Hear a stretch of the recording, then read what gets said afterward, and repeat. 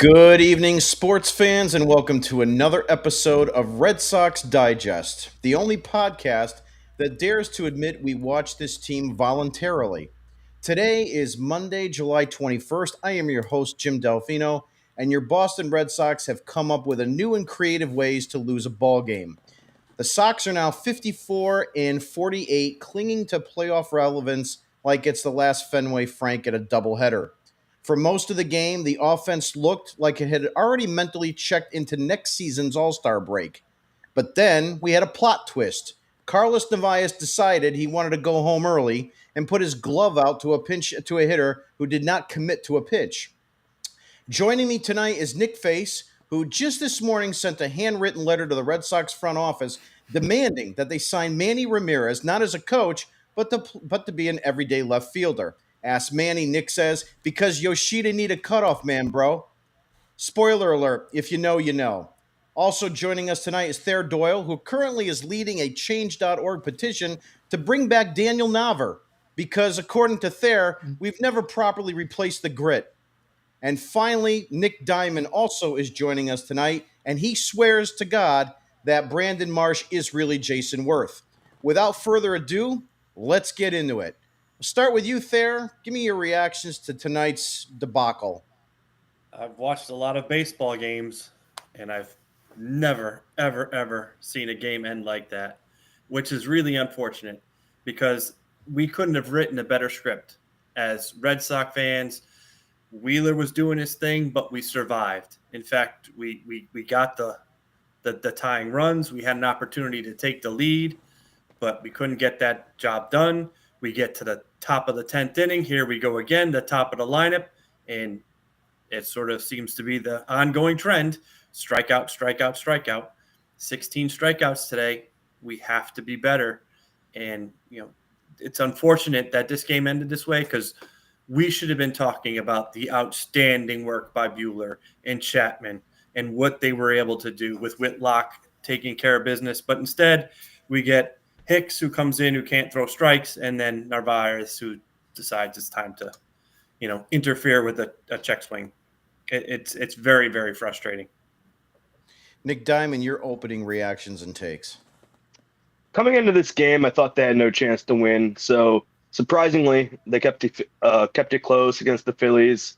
Battle against Zach Wheeler. I know they struck out 10 times, but almost every team is going to strike out 10 times against Zach Wheeler. They put up some bad at-bats late in the game. I thought Jarren Duran had a bad at-bat. Willie Abreu had a bad at-bat, not moving guys over in key situations, not driving a run in. Realistically, Aaron Hicks should not have been in this game. They should have won it in the 8th or the 9th. So it's a really disappointing way to lose, but I think they put some good at-bats against Wheeler, and after that, the offense went completely dead.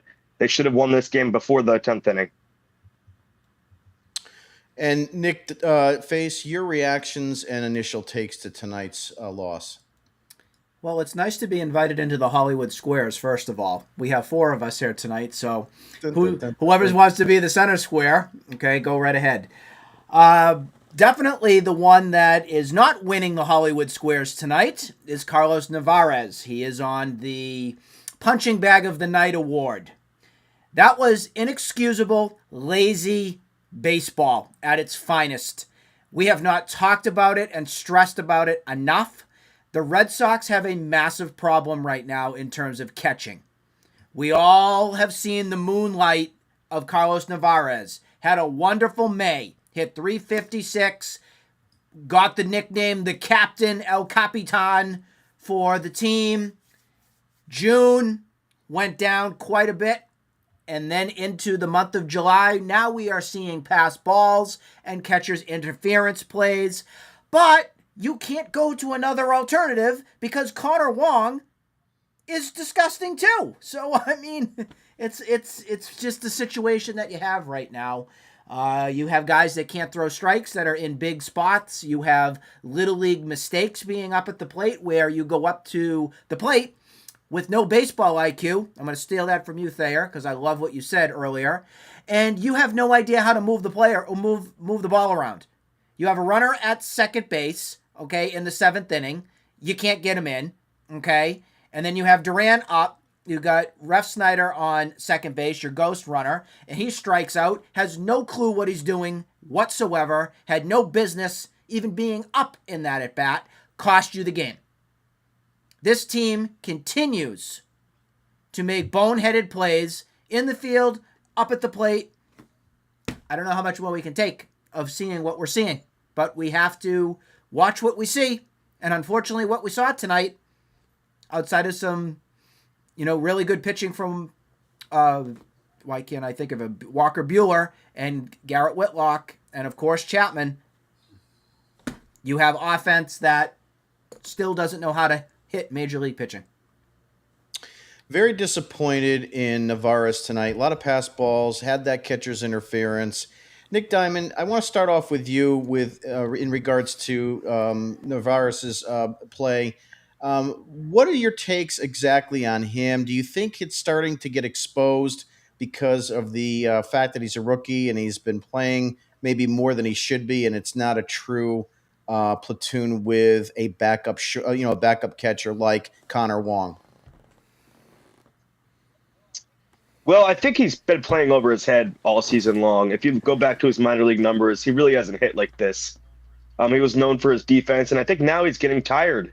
Most of the time, your backup catcher plays way more than Connor Wong, but with how bad he's been this season, you almost can't play him. He's a black hole at the plate. He's got 1 RBI. He's got no hits with runners in scoring position, so he's unplayable, and you have to basically you're running Carlos Narvaez into the ground. Tonight was pure laziness and like a lack of focus by him, but realistically, he's been one of your best players on the team this season, but it's really catching up to him, and catching is one of the biggest needs at the deadline, and it's turning out it might be the biggest need because you can't put Carlos Narvaez out there for 140 games. You're going to kill him, and laziness is happening now, and it's a bad look for him, and he's not one of your biggest problems, but tonight he was, but I really hope they go out there and acquire a competent catcher that can actually – I would hope he could start over Carlos Narvaez. So Sean Murphy might be the only option out there as a guy who's better than Narvaez because he brought Narvaez in here to be your backup catcher. We all thought Connor Wong was going to be the starter. He just turned out that he sucks. It's one of the worst players in Major League Baseball. Actually, I think he is the worst player in baseball. He's got like a 7 OPS plus or something like that. So he's unplayable, and they keep killing Narvaez. So I feel bad for the guy. I mean, he hasn't been bad this year. I know we're all going to kill him tonight, but he deserves it. Thayer, your reaction to what Nick said about Narvaez, and what do you think the Red Sox need to do from here with their catching situation? I totally agree with Nick, and we've been talking about this for a while since we've been doing the podcast, that he's really been doing a phenomenal job for a rookie. But there was going to come a time when he was going to hit the wall, simply because he's not catching the number of innings behind the plate in minor league baseball. And in the minor leagues, they have multiple catchers, so he's not playing every day. This was coming, and we knew it was coming. And unfortunately, like Nick said, there's no alternative. There's just Connor Wong, and he has not been able to replicate anything that he has done in the past with us. I don't know where they're going to go. I don't know what they're going to do. I'm assuming that pitching should be their number one priority. I don't know what catchers are going to be available, and I don't know where they're going to go for it. And I fear they're going to probably overspend on someone that they shouldn't be doing anything with, and we'll probably see a Danny Jansen come back, that kind of catcher who will overpay for and will not be what we need to move forward. This offseason, one of the first moves that was made kind of just ticked me off was Travis d'Arnaud signing with the Angels. I think it was a guy that I was really kind of picking at that would have been a really good fit, I think, here. Never materialized, but kind of switching a little bit gears. I want to talk about Walker Buehler.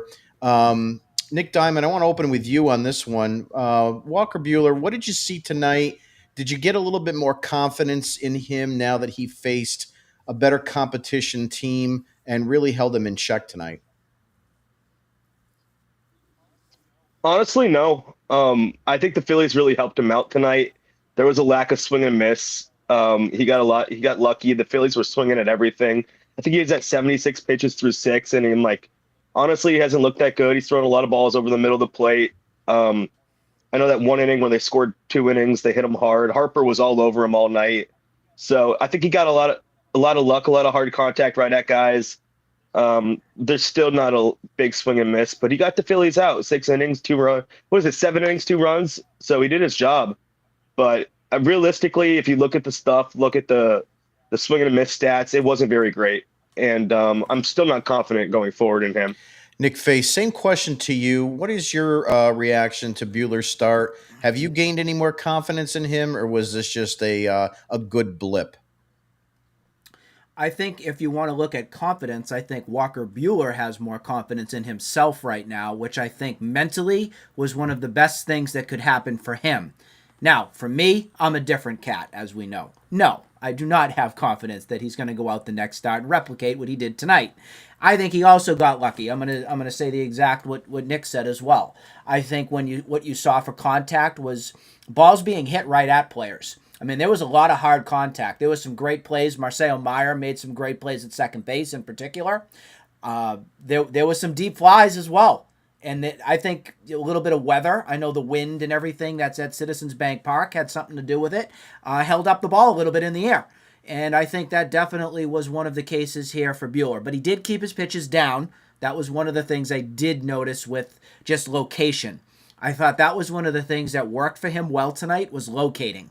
He couldn't really find that in many of his starts as we've seen previously.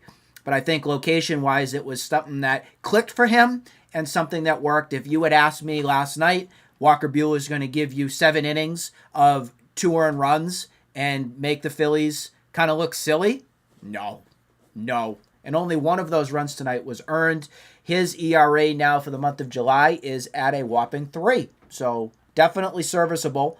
And again, if we're looking at Walker Buehler to be a 4 or 5 and he throws anything like he did tonight in his next starts upcoming, sign me up. I'm cool with that. Yeah, I mean, since the second half started, I know we had, Bayo obviously give up the home runs and Giolito give up home runs. But, the starting pitching, and then, of course, Crochet was excellent. The starting pitching actually has been pretty good outside the gate. It really didn't fall on them as much the offense, which is why I want to switch gears a little bit now and move over to Thayer in this question about the Red Sox situational hitting. Really, really poor. I don't know what their batting average was with runners in scoring position. Obviously, it was pretty poor, but take us through some of the highlights that you saw and your takes on that. We've been talking about it a lot. The one that really frustrates me the most was the Abreu at bat. After they had gotten men to second and third, he came up with an opportunity to take the lead. And that was really, I thought, the turning point of this whole game, where he came up and his first 2 at bat, his first 2 pitches were hittable balls, and he is swinging from his heels. And we saw that yesterday in Chicago. When he makes contact, the ball goes a long way, but there is a time and a place for that swing. Yesterday, when you're down a run and the team is really struggling, okay, go for that. Maybe even strike 1. I'll give it to you. Go for it. But on strike 2 and strike 3, you have to cut down your swing. You have to put a ball in play. A fly ball scores the run. A slow ground ball gives you an opportunity to score the run. When you strike out, there is nothing positive that comes out of that. So that's the problem number 1. And the second one is absolutely the Durant at bat in the 10th inning. It's awful. A pitcher who is a young pitcher, 2-0, was nowhere near the plate, and he swings at a pitch up that he cannot hit. He always swings at that pitch up.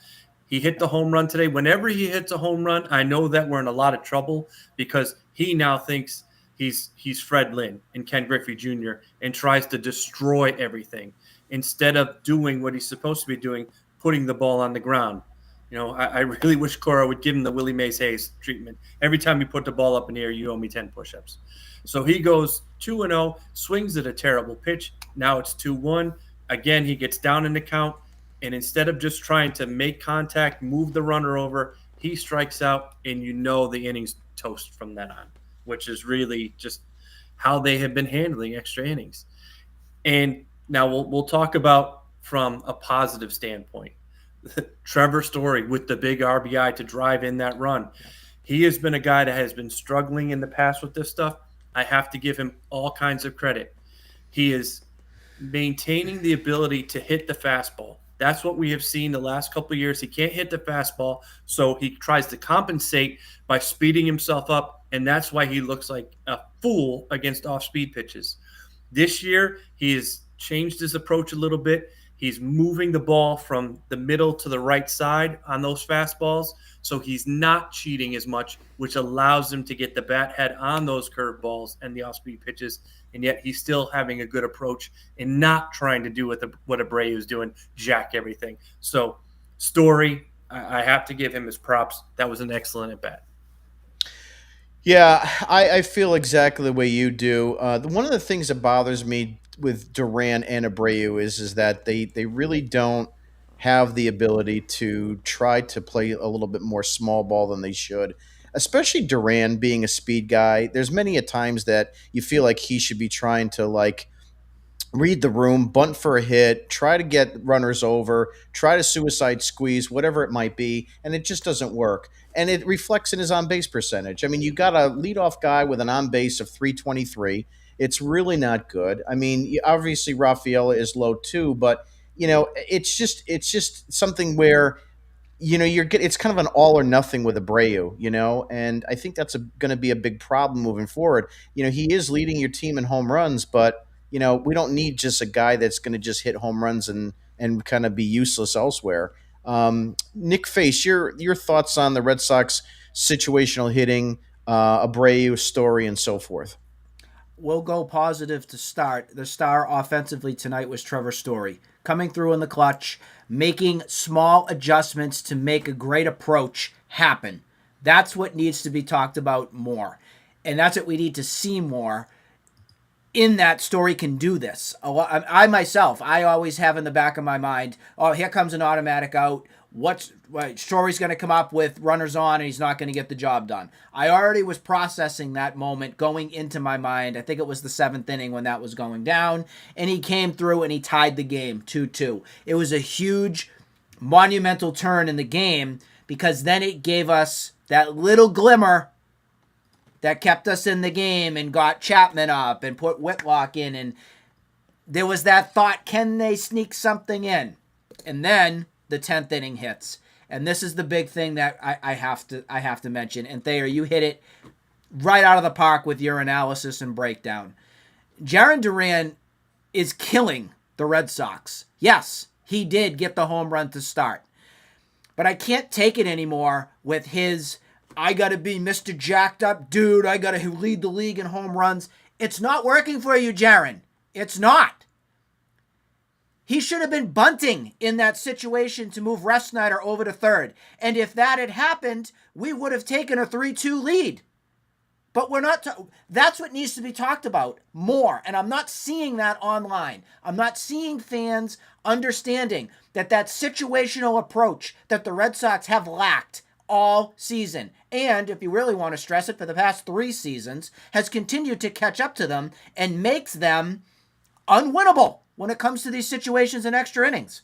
As soon as this game got to extra innings, and I saw what Jarren Duran did, I said, well, I already know what this outcome's going to be because it's so predictable.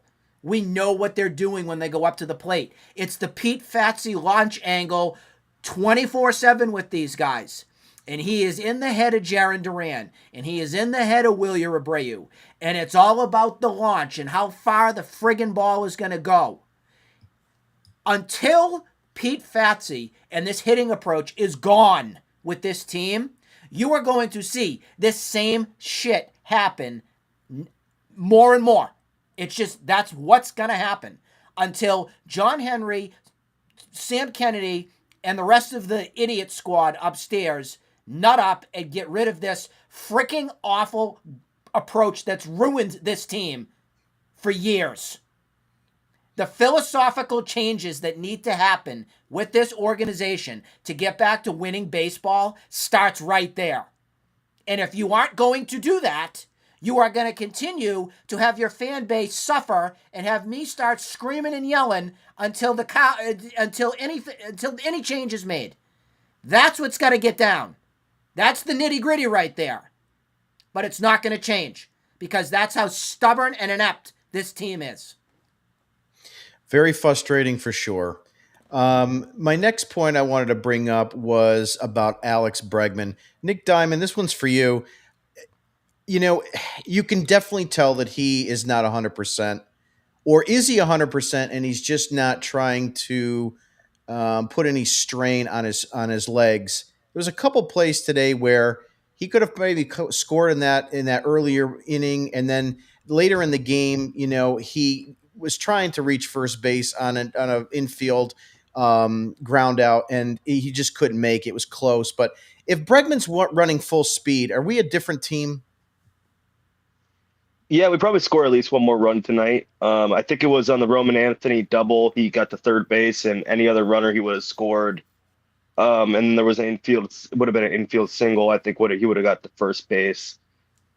But I think we're a worse team without him. Even if he's at 70, 75%, I still want him out there. He's one of your best right-handed hitting bats. He lengthens the lineup. A question I got for you guys: do you think it's time for Roman Anthony to bat leadoff? He's your best on base guy besides Alex Bregman at the moment. I think he can handle that leadoff spot, at least against right-handed pitchers. Move Duran down maybe like the 6 or 7 hole, and maybe completely lengthen his lineup. I think Roman Anthony needs to get the most at bats on the team. Thayer, you want to take that one? I think eventually, yes. I don't know. We talk all about the pressure that they're putting on the kids. I think Anthony is absolutely capable of being the leadoff man. I don't know if I would do it just yet. I'd wait until we trade Duran, and we should trade Duran to get pitching and to get something in here. That would be once that happens, and I wrote an article about it before. I think he will be your leadoff guy. He's able to do it. He's proven that he's not totally overmatched. However, 4 strikeouts today is a little disappointing. Granted, you're facing a star in Wheeler, but I think he can do it. I wouldn't be shocked if that were the case. However, he's also one of those guys that right now I think is the most – not that there's a lot of them, but he's putting up the best at-bats in clutch situations. So I'd kind of like to have him in places where he can actually drive in some more runs. And I don't know if the bottom of the lineup, other than Rafaela, is going to really be on base all that much. Yeah, Nick Diamond, it's an interesting question. And, it's one of those things where it seems like he could probably excel at pretty much anywhere 1, 2, 3, and 4. I think if we had the right, and I brought this up earlier with my frustrations with Duran, but I think if you had a more prototypical leadoff guy, I think I still like maybe Anthony in the number 2 hole. I know that, Bregman's been there quite a bit, but I think overall that would be where I would like him the most.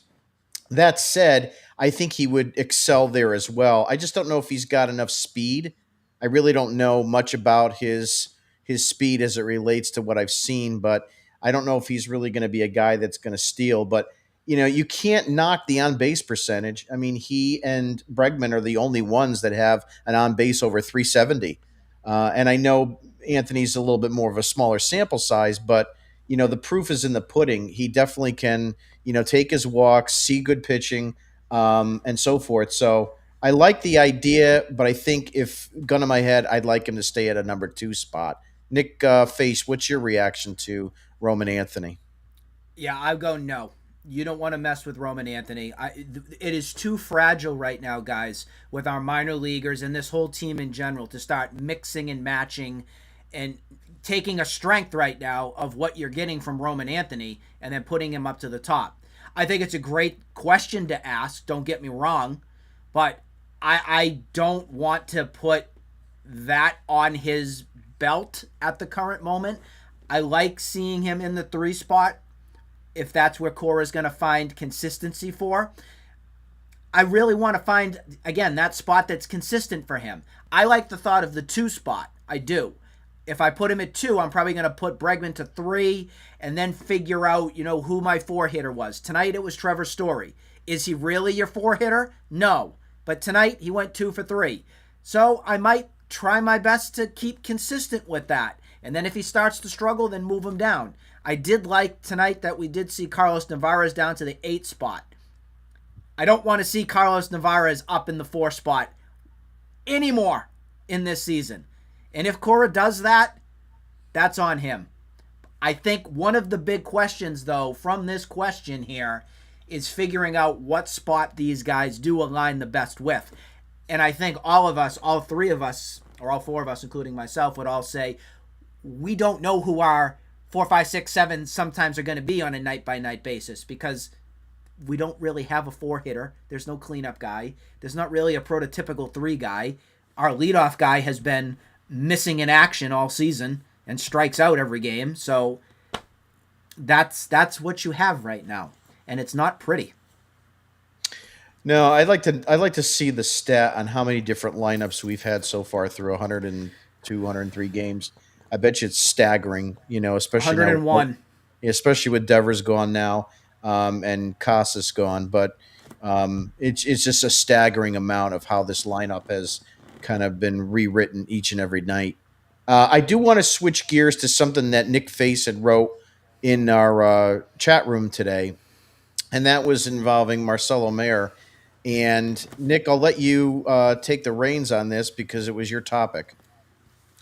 So my big question that I keep pondering here is, what is Marcelo Mayer? What is he? We know defensively he could be a Gold Glove caliber player down the line. The glove has been Major League Baseball ready, looks polished. I think all of us here are pretty convinced that that is his best skill set that we have seen so far. I think when it comes to hitting, I think, at least on my end, I am a bit disappointed. And I think I'm disappointed because this was your number 4 prospect that was drafted.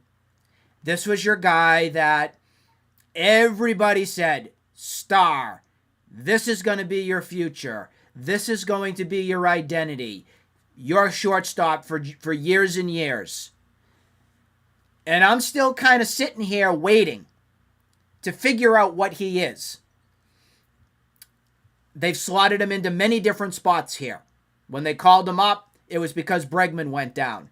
He had never played third base consistently. That was your shortstop that was in Worcester and coming up and everything. And he handled third base again defensively great.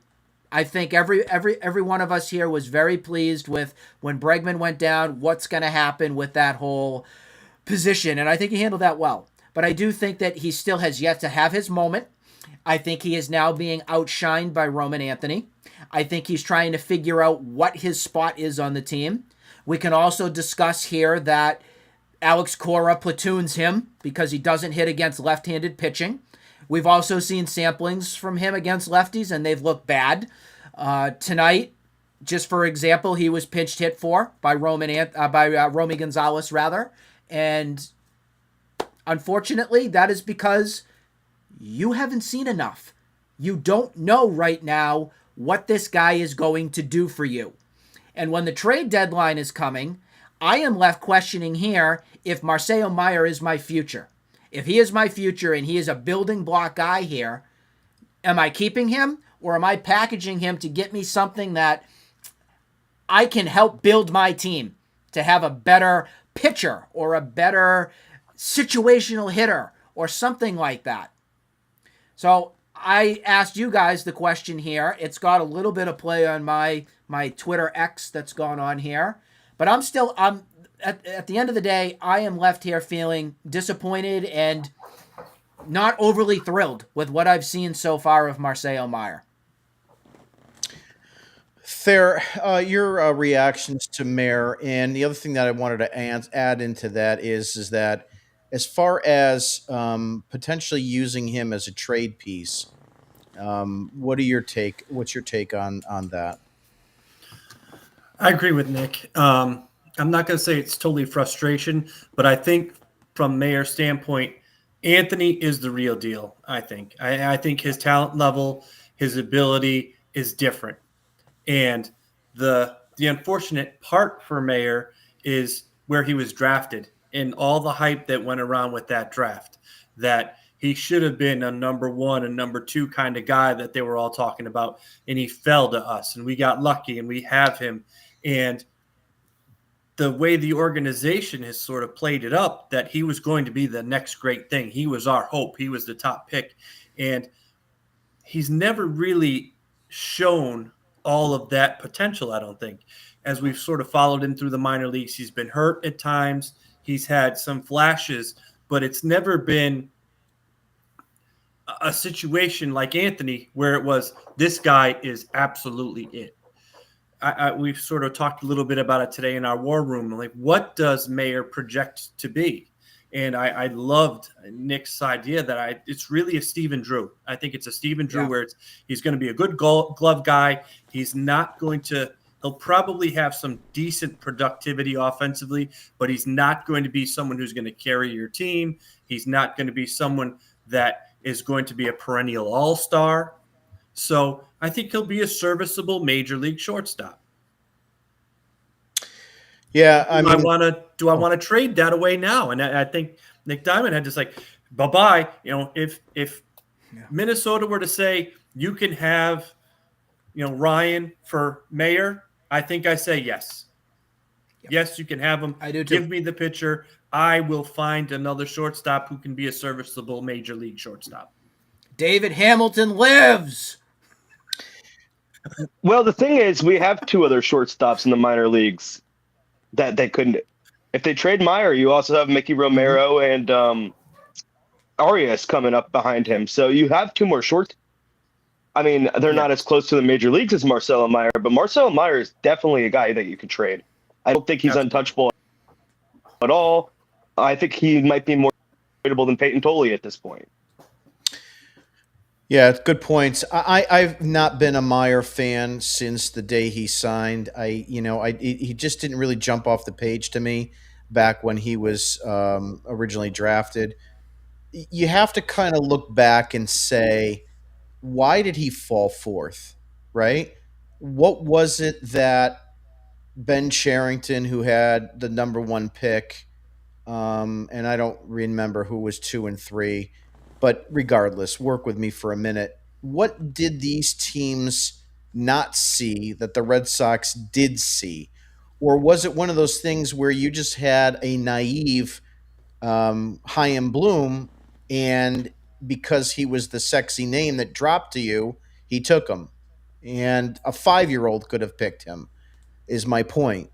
So I can't say anything about the glove, and some of his footwork has been pretty damn good, pretty damn major league ready talent-wise.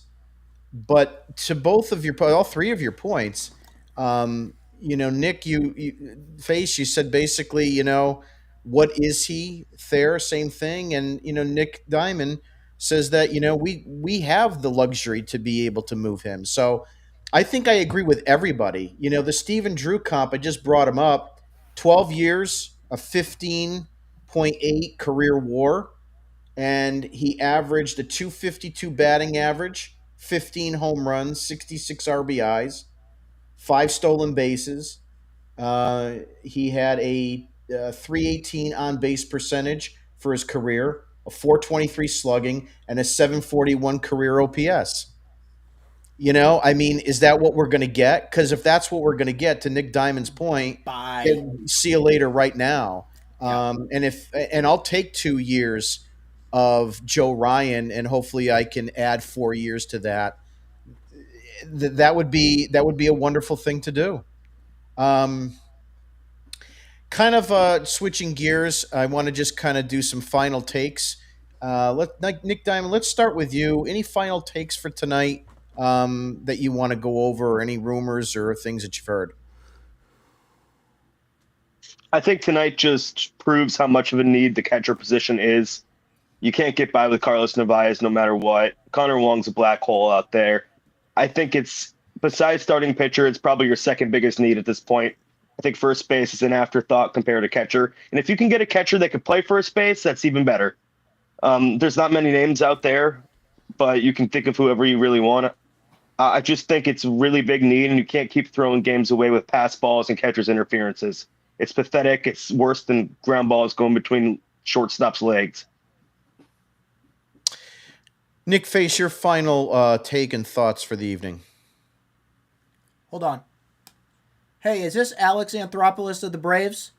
Hey, it's Craig Breslow over here at the Red Sox. Yeah, our catching is a disaster. What's it going to take to get Sean Murphy here tomorrow? Okay, let me sleep on it. I gotcha. Thayer, your final takes for tonight. Final takes.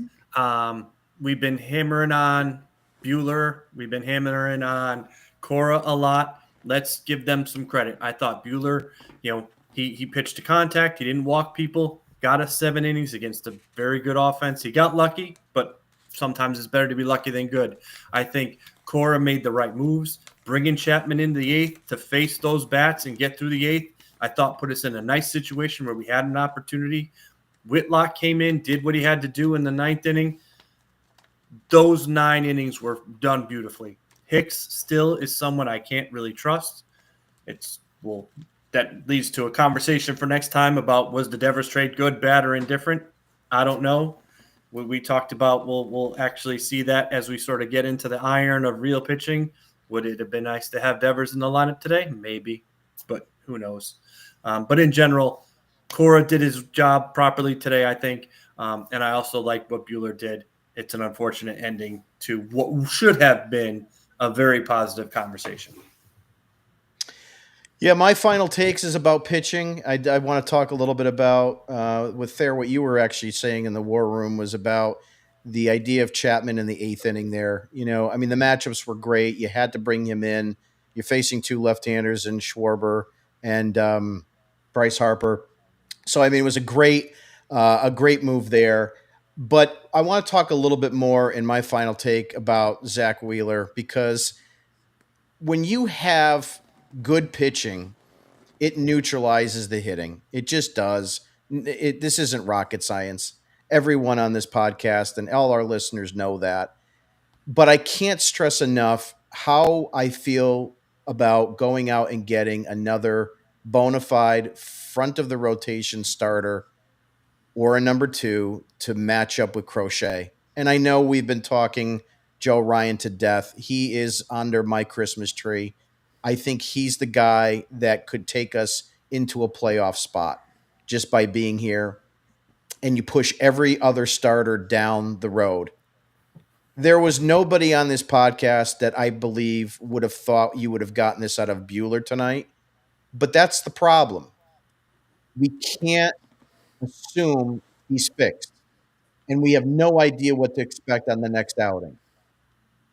Everybody knows what they think they're going to get out of Garrett Crochet. You don't know what you're going to get out of Bueller. And I need a more dependable number two starter to slot into that spot and move everybody else down. And I think that's going to be the answer because you're going to have nights where you don't score a lot of runs. I mean, yesterday's game, it looked like it was going to be a similar matchup to tonight. And Brayu got into one, Bregman got into one, and all of a sudden it's 6-1, But it didn't look like it was going that direction. So the one thing that you can take home positively from the second half, and I brought this up earlier tonight, is that even though Giolito had a bad first inning and Bayo had a bad first inning, they got through it, both of them, and of course Crochet and Bueller tonight. But you can see where strong pitching is going to be an important thing and having another bullpen piece that's reliable. Garrett Whitlock in a one inning situation, I think, is nails, and I think it's the way that he should be managed from this point on. And Nick Face, you've brought this up multiple times about getting rid of the 2 inning Garrett Whitlock, 3 inning Garrett Whitlock, and I think it's spot on. So, I think everybody has great points. Nick Diamond wants a catcher. I can't disagree. I want a number two starter. I can't disagree with myself. So the idea here. Now I'm going to keep checking this all night, thinking I'm actually friggin' Craig Breslow. Well, you see, I think we gotta try to maybe catch her. Let me talk to the other nerds in the department here to talk see to if the they other can nerds. actually process this. Yeah, the XBA. Anyway, my robots will get back to you tomorrow. Exactly.